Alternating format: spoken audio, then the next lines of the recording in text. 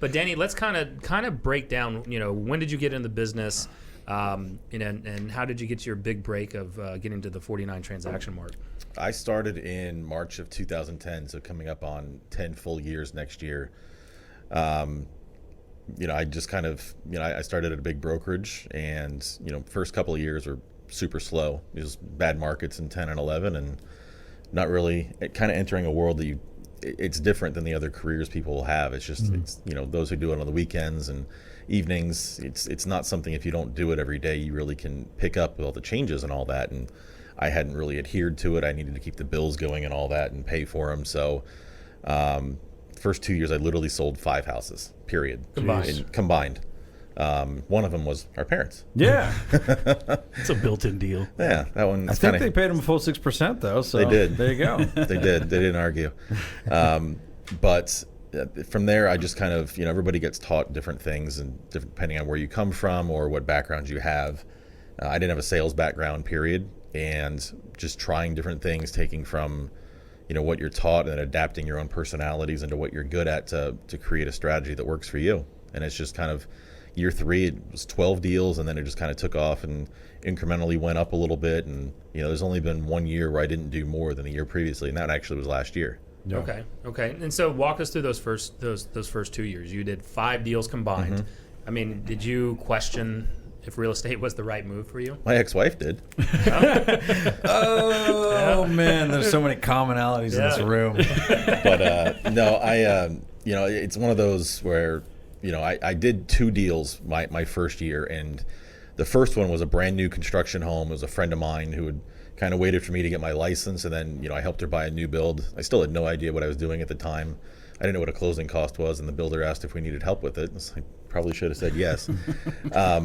But now we got it. And then, yeah, she'll be fine. And then it was 6 more months until our parents' home closed, and so it was, trying to figure out, you can't just put your name out on the internet and all of a sudden people come knocking, because there's probably 100,000 realtors here in DFW, close to that, something like that. From someone who runs the analytics of the marketing side of the only real estate podcast we're listening to, and is charged with bordering the line of spam emails, I can tell you exactly how many licensed realtors there are in DFW. There are just over 102,000.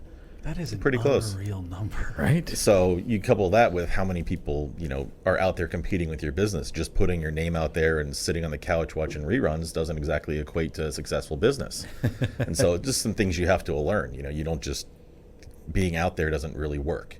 Yep. And so it's creating stuff that people will respond to, that they can trust that you know what you're talking about. And so the first couple of years I just spent really getting to know how contracts worked, how negotiations happened, what went where in the contracts, what do I do when I get an option check? I had no idea. None of these things were ever taught to me. And so learning all those things firsthand, I think you can learn more actually out on the job in this industry than sitting in a classroom listening to somebody talk to you. At least that's how I learn things. And so I learn by making mistakes and figuring out what not to do again. And so, I did exactly 2 deals. One was in, call it May. One was in September, and then I didn't close a single house until the following June. And then I sold a house in June, July, and August that year.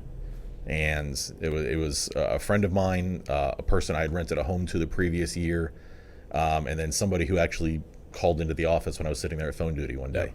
So from there, and then the following year, I did an open house every weekend from March till October.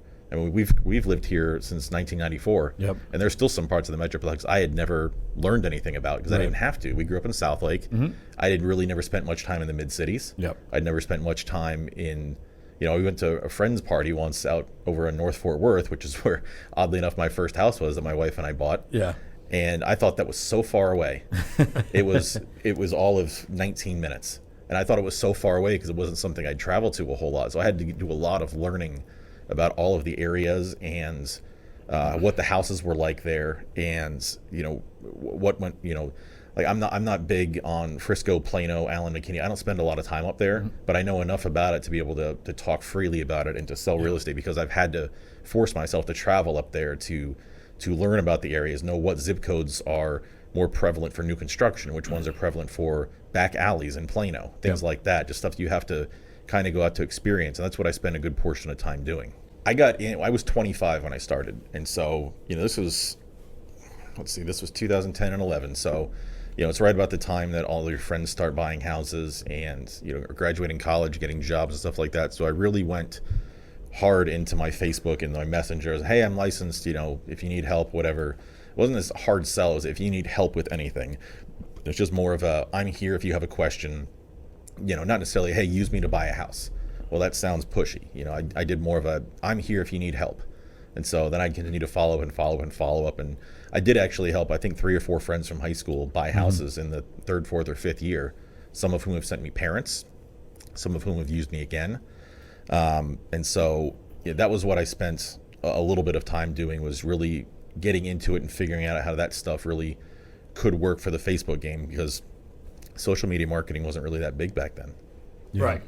Yeah. So you were going down that rabbit hole rather than, you were probably at a big brokerage that would probably teach making a lot of calls. And that was part of the first couple of years, is that I don't like cold calling. I don't like being cold called. I've hung up on 6 people today. And so I don't like it. And so, you can always tell. AT&T has the app. Matt's made 6 new friends today.